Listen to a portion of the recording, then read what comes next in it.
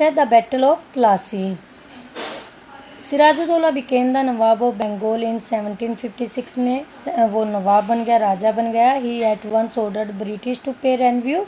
उन्होंने राजा बनते ही ब्रिटिश को ऑर्डर दिया कि आप रेवेन्यू पे करो एंड स्टॉप फोर्टिफिकेशन, और किलेबंदी जो कर रहे हैं उसको बंद कीजिए।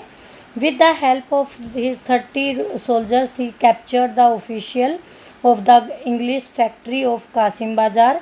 उसने अपने 30,000 जो सोल्जर्स के साथ जो कासिम बाज़ार में ब्रिटिश की फैक्ट्री थी, ब्रिटिश ईस्ट इंडिया कंपनी की, उसको कैप्चर कर लिया, पकड़ लिया, अपने कब्जे में कर लिया। ही देन मार्च टू कोलकाता, फिर उसने कोलकाता की तरफ यात्रा स्टार्ट की, मार्च किया, निकाला।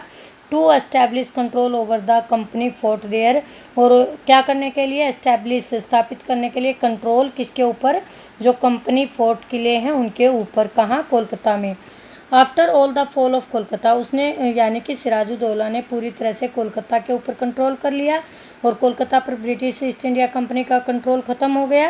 एंड अनसक्सेसफुल नेगोटिएशन होता बातचीत with the Nawab and company, क्योंकि कंपनी और नवाब के बीच जो बातचीत रही वो अनसक्सेसफुल रही।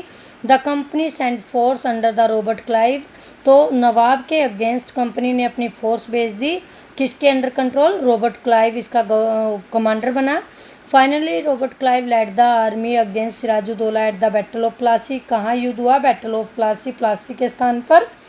इसका नाम प्लासी क्यों है? क्योंकि यहाँ पर प्लासी के ज़्यादा फ्लावर होते हैं।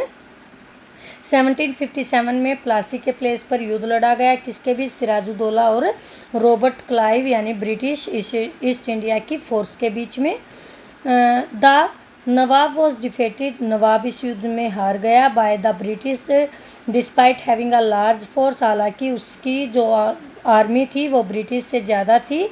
Robert Clive ensured victory by bribing the Nawab's army commander Mir Jafar who was placed in Bengal's Nawab after the battle.